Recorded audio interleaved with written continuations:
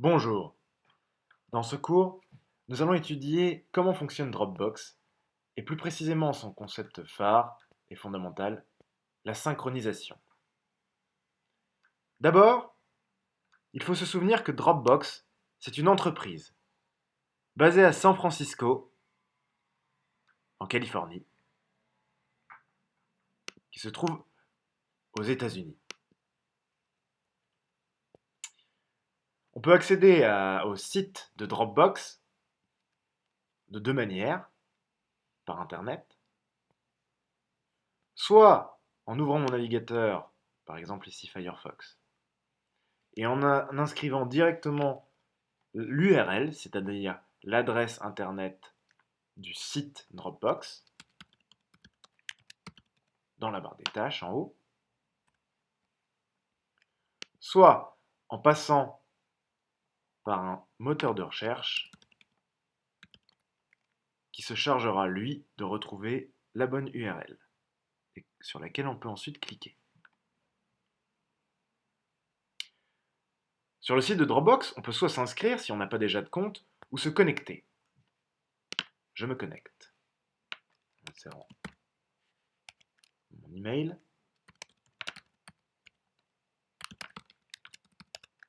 et mon mot de passe. J'accède alors à mon compte, le compte de Maxime, qui est composé de deux choses, des fichiers que j'ai ajoutés, que je peux supprimer. Là, je viens de supprimer un dossier. Je peux ajouter depuis mon ordinateur sur Internet en faisant un glisser-déposer le fichier Toto qui s'ajoute. Et puis tout un tas de dossiers qui eux-mêmes peuvent contenir d'autres fichiers. Je peux placer ainsi Toto dans le dossier du service informatique pour l'exemple. On y retrouve également plusieurs fonctionnalités. La gestion de l'historique via événements, la possibilité de créer des liens et donc de partager en lecture seule avec d'autres individus un fichier ou un dossier, de partager des dossiers, c'est-à-dire de pouvoir écrire ou lire des fichiers soi-même, mais également avec d'autres personnes, ou encore la possibilité de restaurer des fichiers qui auraient été supprimés par erreur. Ça, c'est ce qu'on appelle un compte Dropbox, c'est-à-dire c'est un compte qui est créé sur l'ordinateur, on dit un serveur, de l'entreprise Dropbox, basé à San Francisco comme nous l'avons vu. J'y accède donc principalement, enfin, tout d'abord, via Internet, en rentrant mon adresse email et mon mot de passe, pour obtenir cette vue.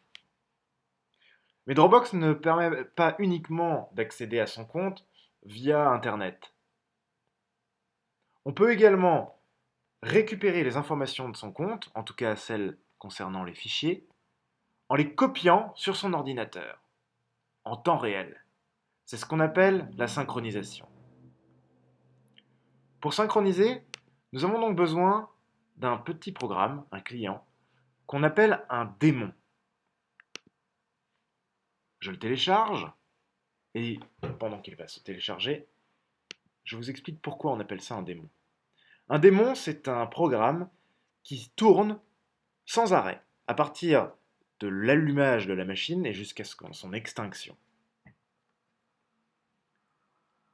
Je prends donc ce programme, ce démon, Dropbox, et je l'installe. Cette installation est très rapide.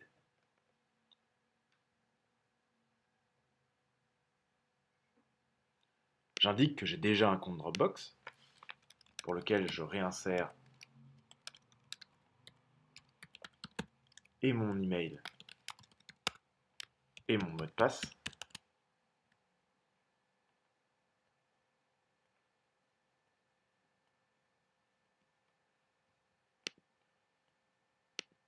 Et je termine l'installation très rapidement.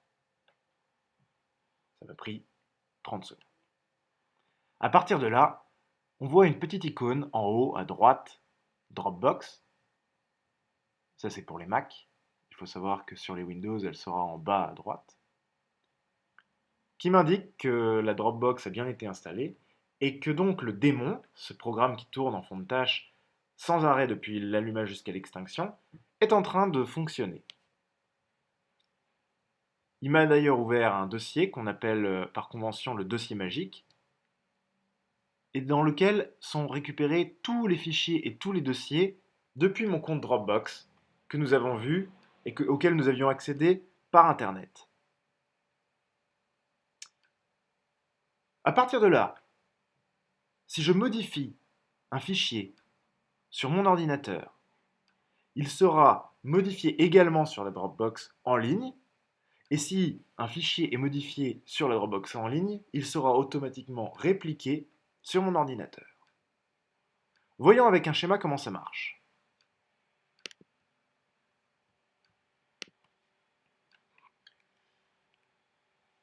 Nous avons d'un côté un gros ordinateur qu'on appelle un serveur,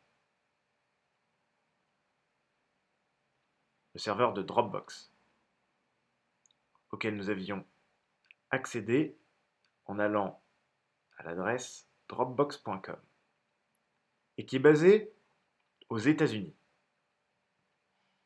Et puis nous avons, chez moi, à Paris, un petit ordinateur.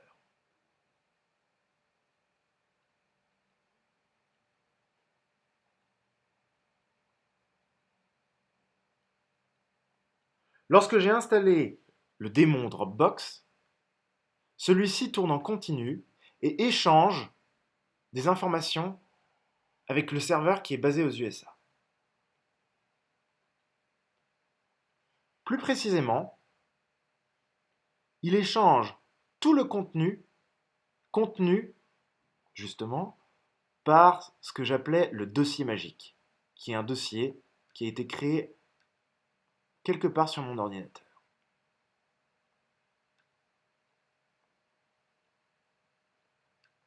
Dessus, j'avais plusieurs sous-dossiers, services informatiques, toto.txt. Et à chaque seconde, à chaque minute, le démon Dropbox compare le contenu de ce dossier avec le contenu de mon compte qui est sur le serveur dropbox.com aux États-Unis. Lorsqu'un fichier est modifié sur ce serveur, il le réplique ou le modifie automatiquement sur mon ordinateur, dans le dossier Dropbox, le dossier magique. Et si je modifie un fichier, par exemple le fichier Toto de tout à l'heure, sur mon ordinateur, il sera automatiquement modifié en ligne, car le démon aura envoyé cette modification au serveur basé aux États-Unis. De cette manière, si un autre utilisateur, basé par exemple à Hong Kong,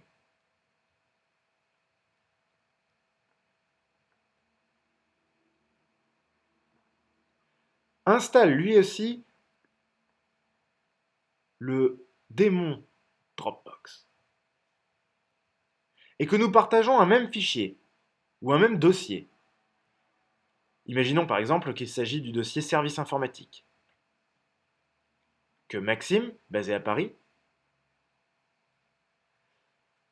partage avec Virgile, basé à Hong Kong.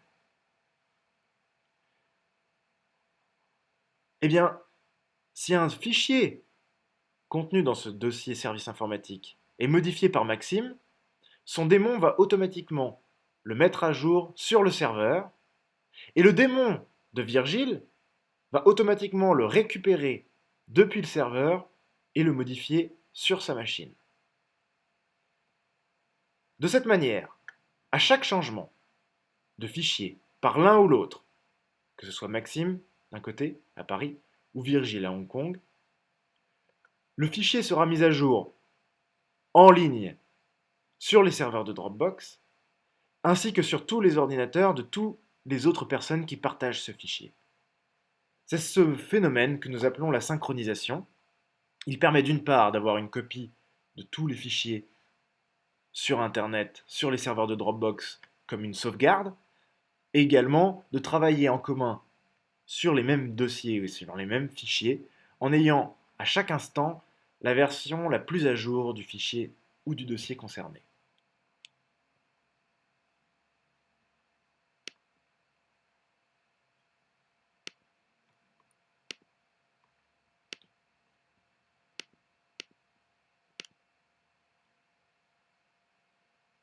Je reviens donc dans ma Dropbox en ligne et je vois que si je renomme machete.txt tata.txt, alors si je me rends sur mon dossier magique qui est présent sur mon ordinateur, le fichier machete.txt a été transformé en tata.txt. C'est ça qu'on appelle la synchronisation. Voilà, c'était tout pour aujourd'hui. Je vous souhaite donc bon courage et bonne continuation. Au revoir.